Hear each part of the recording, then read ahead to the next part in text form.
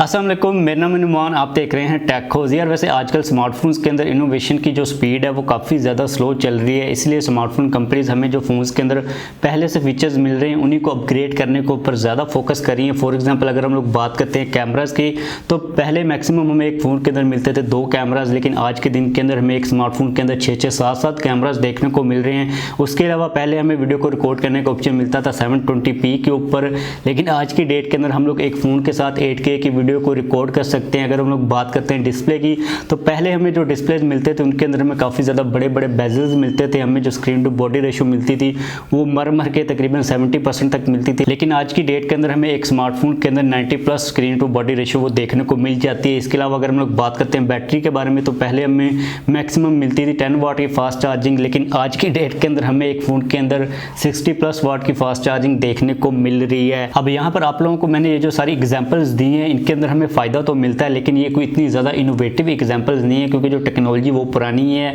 हमें सिर्फ अपग्रेडेशन ही देखने को मिल रही है। लेकिन अगर हम लोग बात करते हैं वीवो की, तो वीवो कुछ देर के बाद अपने फ़ोन्स के अंदर कुछ ऐसी टेक्नोलॉजी को इंट्रोड्यूस करवाता है कि जो कि एक्चुअल में काफ़ी ज़्यादा यूज़फुल होती है। जैसे कि अगर हम लोग बात कर लेते हैं पॉपअप सेल्फी कैमरा की, जो कि वीवो ने ही सबसे पहले इंट्रोड्यूस करवाया था, वो काफ़ी ज़्यादा यूज़फुल था। अगर आप लोगों ने बेजल्स को अपने फ़ोन के अंदर टोटली तौर पर रिमूव करना है। उसके बाद अगर हम लोग बात करते हैं यहाँ पर इन डिस्प्ले फिंगरप्रिंट स्कैनर की, वो भी सबसे पहले वीवो ने ही अपने फ़ोन के अंदर इंट्रोड्यूस करवाया था, वो भी काफ़ी ज़्यादा यूज़फुल है अगर आप लोगों ने अपने स्मार्टफोन को एक काफ़ी प्रीमियम सी लुक देनी है, क्योंकि जो नॉर्मल हमारे फिंगरप्रिंट स्कैनर्स होते हैं वो काफ़ी ज़्यादा बोरिंग से लगते हैं।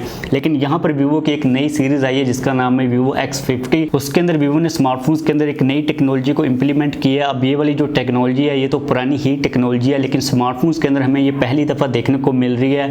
अब बेसिकली वीवो ने इसके कैमरा के अंदर जो हमें स्टेबलाइजेशन दी है, उसके बारे में वीवो का ये कहना है कि इसके अंदर आप लोगों को जो हमें गिम्बल जैसी स्टेबलाइजेशन मिलती है, जो कि हमें प्रोफेशनल कैमरा के सेटअप्स के अंदर मिलती है, वो वाली स्टेबलाइजेशन आप लोगों को अब इसके कैमरास के अंदर मिलेगी।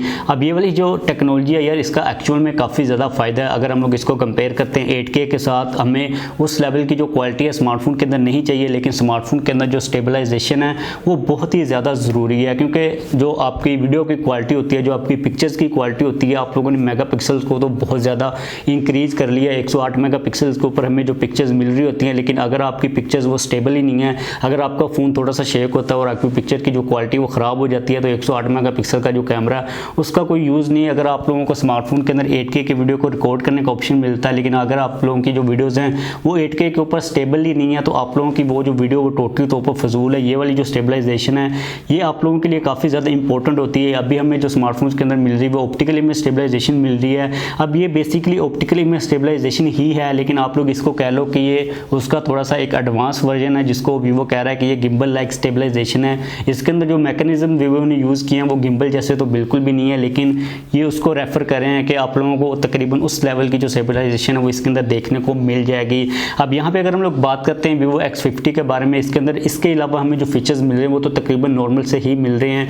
बेसिकली 3 स्मार्टफोन्स को वीवो ने Vivo X50 सीरीज़ के अंदर इंट्रोड्यूस करवाया, जिसमें से एक सिंपल Vivo X50 है, दूसरा Vivo X50 Pro है और तीसरा Vivo X50 Pro Plus है। सबसे पहले हम लोग यहाँ पर बात कर लेते हैं Vivo X50 Pro के बारे में। इसके अंदर आप लोगों को बैक साइड के ऊपर 48 मेगापिक्सल का मेन कैमरा का सेंसर मिलता है। अब इसी कैमरा के सेंसर के अंदर आप लोगों को गिम्बल लाइक स्टेबलाइजेशन मिल जाती है। इसके साथ हमें 8 मेगापिक्सल का पेरिस्कोप लेंस मिलता है। इसके अंदर हमें 5x का ऑप्टिकल जूम मिल जाता है। इसके साथ हमें 13 मेगापिक्सल का पोर्ट्रेट लेंस मिलता है। इसके अंदर भी हमें 2x का जो जूम है वो देखने को मिल जाता है, जबकि जो चौथा सेंसर है वो है 8 मेगापिक्सल का ultra wide sensor. Vivo X50 Pro के अंदर हमें स्नैपड्रैगन 765G मिलता है। 6.56 इंचेस का एमोलेड डिस्प्ले मिल जाता है। 90 हर्ट्ज का रिफ्रेश रेट इसके अंदर हमें देखने को मिल जाता है, और इसके अंदर हमें 33 वाट की फास्ट चार्जिंग मिल जाती है। यानी कि इसकी जो दूसरी स्पेसिफिकेशन है वो तकरीबन नॉर्मल सी ही है, लेकिन इसका जो डिज़ाइन है वो मुझे बैक साइड के ऊपर काफ़ी ज़्यादा कूल लग रहा था। जो कैमरा की प्लेसमेंट है वो काफ़ी ज़्यादा इंटरेस्टिंग है।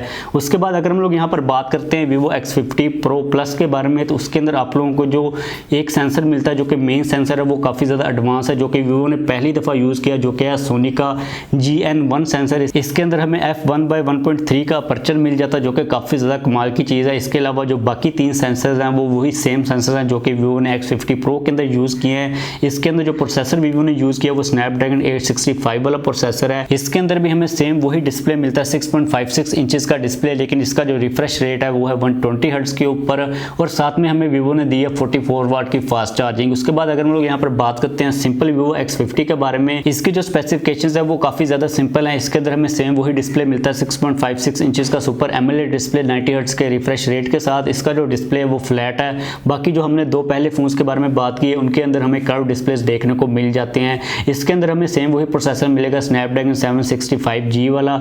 इसके अंदर हमें इसके अलावा 33 वाट की फास्ट चार्जिंग देखने को मिल जाएगी। अब ओवरऑल ये जो सीरीज़ है ये काफ़ी ज़्यादा इंटरेस्टिंग है। इसका जो डिज़ाइन है वो काफ़ी ज़्यादा हमें कूल मिल रहा है और जो स्पेसिफिकेशंस मिल रही हैं वो भी काफ़ी ज़्यादा इंटरेस्टिंग मिल रही हैं। और अगर हम लोग यहाँ पर बात करते हैं Vivo X50 की प्राइस के बारे में, तो यार इस सीरीज़ की जो प्राइस है अगर हम लोग पाकिस्तान की मार्केट को देखते हैं तो उसके अकॉर्डिंगली सिर्फ एक ही स्मार्टफोन है जो कि यहाँ की मार्केट के अंदर कंपेटेबल ज़्यादा मुझे लग रहा है, जो कि है सिंपल Vivo X50। आप लोगों की तरफ से काफ़ी ज़्यादा क्वेश्चन आ रहे थे कि ये पाकिस्तान के अंदर सीरीज़ कब आएगी।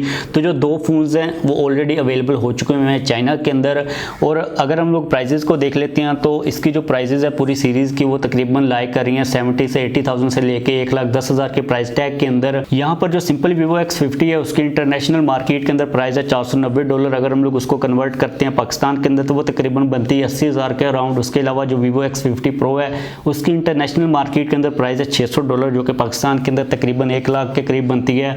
और जो Vivo X50 Pro Plus है उसकी प्राइस इंटरनेशनल मार्केट के अंदर $690 है, जो कि पाकिस्तान के अंदर तकरीबन बनती है 1,07,8,000 के अराउंड। अब यहाँ पे जो सिंपल Vivo X50 है वो पाकिस्तान की मार्केट के अंदर काफ़ी ज़्यादा सूट करता हुआ नज़र आ रहा है। और मुझे यही लगता है कि Vivo अगर पाकिस्तान के अंदर इस सीरीज़ को लेके आएगा तो सिर्फ एक ही फ़ोन आएगा, जिसके चांसेस मुझे पर्सनली तौर पर लग रहे हैं मे बी Vivo सारी सीरीज़ को लेके आ जाए।